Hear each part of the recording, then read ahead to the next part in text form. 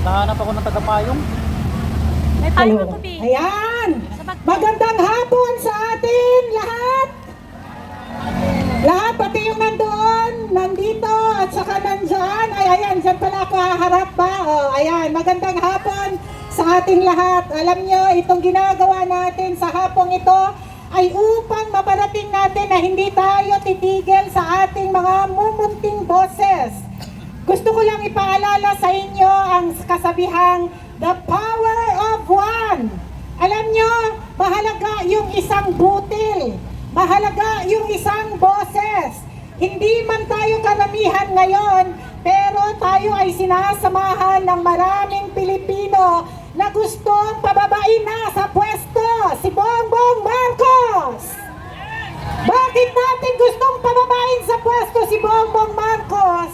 Kasi the power of one can also be the evil of one. Kapag sinimulan ng isang tao, lalo lang ng namumuno ng isang bansa, ang kasakiman, ang abuso, ang pagnanakaw, lahat po ay apektado at lahat ng Pilipino na 115 ay magsasuffer o kaya'y malulugmok sa kahirapan. Ngayon naman, nandito tayo dahil nais nating muling ipabatid na ang isang boses ng Pilipino na naniniwala sa katotohanan, sa hustisya at sa kasarinlan ay hindi pwedeng busalan. Nandito tayo sa harap ng Kongreso kung saan ang trilyon na pagnanakaw ay nangyayari. Kung akala nila ay nananahimik na tayo dahil magpapasko, hindi tayo mananahimik. Dahil ang gawain nating ito ngayon ay upang ipabatid na ang bansang Pilipinas ay hindi pagmamayari ng Bongbong Marcos at ng Romualdez family. Ang Pilipinas ay hindi natin pwedeng isuko sa mga banyaga. Marami silang ginawa. Ginagawa nila kay Tatay Digong, ginagawa nila kay VP Sara. Ngayon gagawin na naman nila kay Bato de la Rosa. Pero tayong mamamayan ay patuloy na mag-iingay. Mula Apari hanggang Hulo, tayo ay mag-iingay at magsasabi ng katotohanan na ang Pilipino ay hindi pwedeng busalan, ang Pilipino ay hindi bulag, hindi bingi, at hindi pipi, at hindi uto-uto. Tayo ngayon ay nandito upang muli ay ipahayag natin. Gagawa tayo ng maliit na programa upang hindi makalimutan ng mamamayang Pilipino na gising tayong lahat. Itong ginagawa nila, akala nila nakalimutan na natin yung flood control project na ginawa nila, ang mali-malitang flood control nila, hindi makakalimutan ng taong bayan at patuloy natin silang sisingilin dito. Yung ICI na nasa ICU ay panahon na upang mamatay. Ang ICI na nasa ICU ay panahon na para mamatay. Meron silang ginagawa ngayon.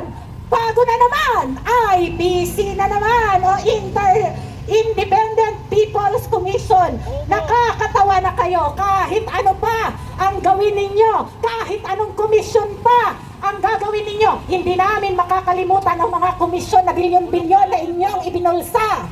Kahit Independent People's Commission pa yung gagawin ninyo, walang saysay yan kung hindi aalis sa pwesto si Bongbong Marcos.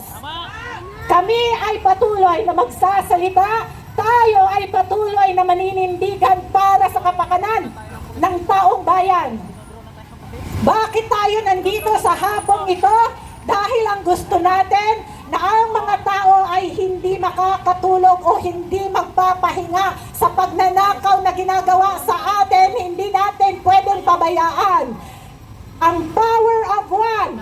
Ngayon, tayo na nandito, sasamahan tayo ng mga kasama natin muli sa darating at takdang panahon kung saan ang lahat ng boses ng Pilipino ay mananaig laban sa korupsyon, laban sa pagnanakaw, laban sa mga abusadong namamahala sa atin. Papayag ba tayo na patuloy tayong abusuhin? Hindi! Papayag ba tayo na tutuloy nila ang pagbubusal sa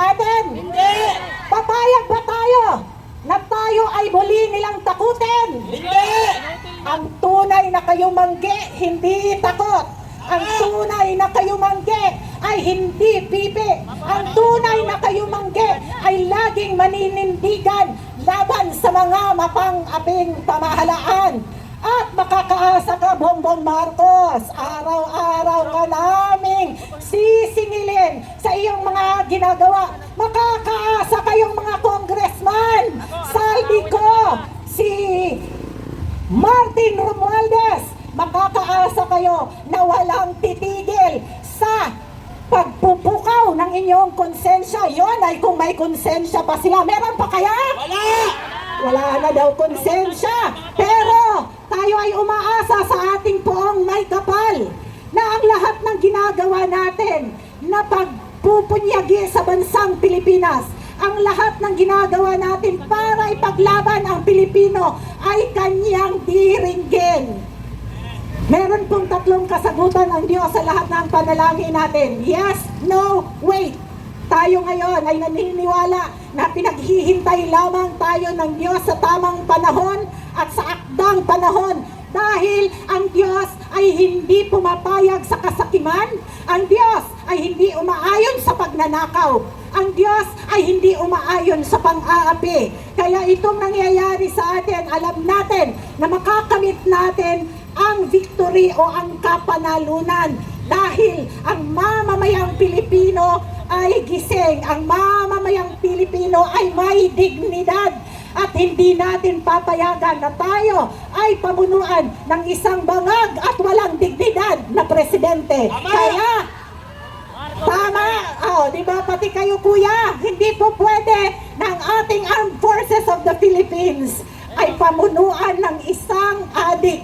Sabi ng ate niya mismo, hindi ako nagsabi nun ha, ate niya mismo ang nagsabi. Kung kaya tayo ay patuloy nakakatok, sisigaw at sasabihan natin ang mga Armed Forces of the Philippines, ang Philippine National Police, ang Philippine Coast Guard, ang Marine at lahat ng mga kasundaluhan, kapulisan at mga nasa uniforme.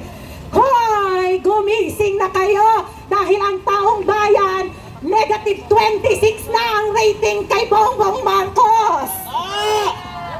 21 ang kanyang satisfaction, 27 ang kanyang negative 26 na po siya. Ayan, alam yan ni Mike Defensor at sasabihin niya, negatibo ka na sa taong bayan, pero pinuprotektahan ka pa ng iilang mga general. At ang mga general na ito ay dadating ang araw. Dadating ang takdang araw na sila ay magigising at sila mismo ang tatayo sa entabladong ito para sabihin, tama na, sobra na, bumaba ka na, umuwi ka na, umuwi ka na, Bongbong, umuwi ka na, Bongbong, umuwi ka na, Bongbong, umuwi ka na, BBM resign, BBM resign, BBM resign. Martin Romualdez, mag-resign ka na rin. Maraming salamat.